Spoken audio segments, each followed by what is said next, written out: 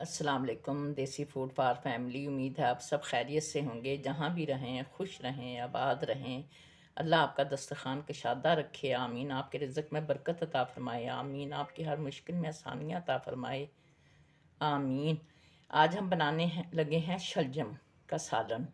उसके लिए हमने आधा किलो अपना गोश्त लिया है। ये हमारा पुठ का गोश्त है, ये आप देख सकते हैं।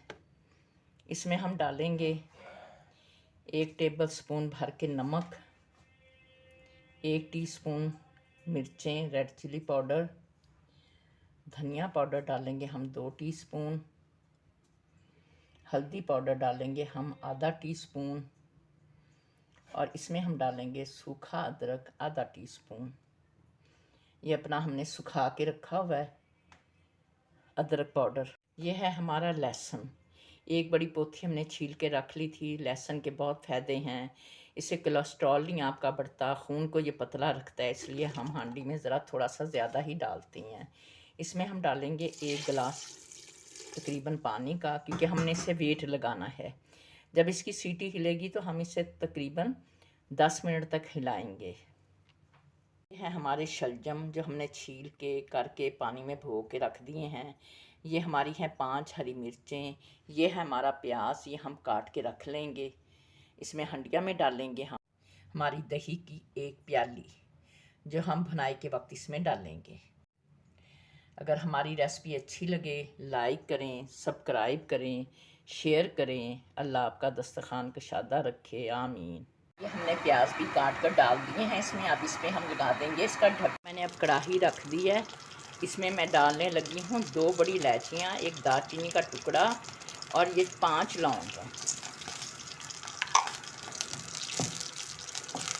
इलायची का मुंह तोड़ के डालें। और इसमें डालूंगी मैं अपने शलजम,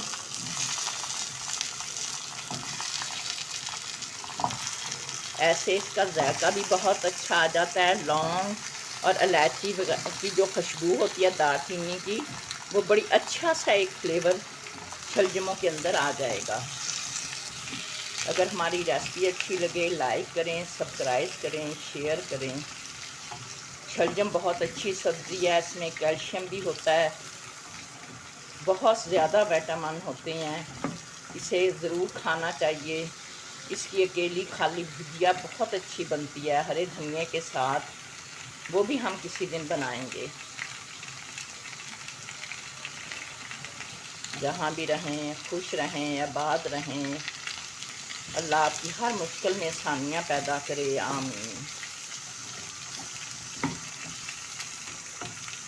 इसे हम तकरीबन 5 मिनट के लिए हम इसे भून लेंगे। ये हमने अपना शलजमों को 5 मिनट के लिए कढ़ाई में तल लिया है।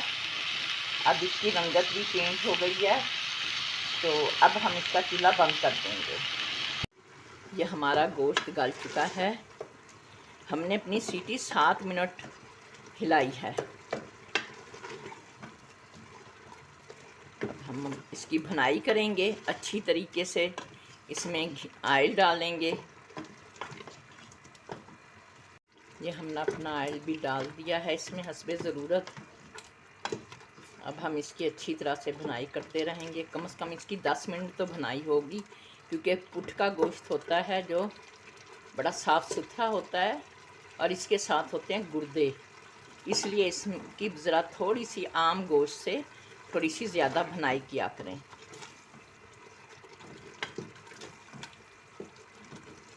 मैंने अपनी हंडिया में डाल दिया है ये गरम मसाला जो हमने बनाया था, कोरमा मसाला, ताकि इसमें से अच्छी सी खुशबू आए। इसमें डाल देंगे अपनी दही, पूरी प्याली हम दही की डाल दी है हमने।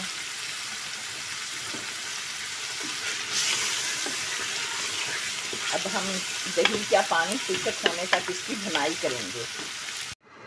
ये हमारी भुनाई हो चुकी है।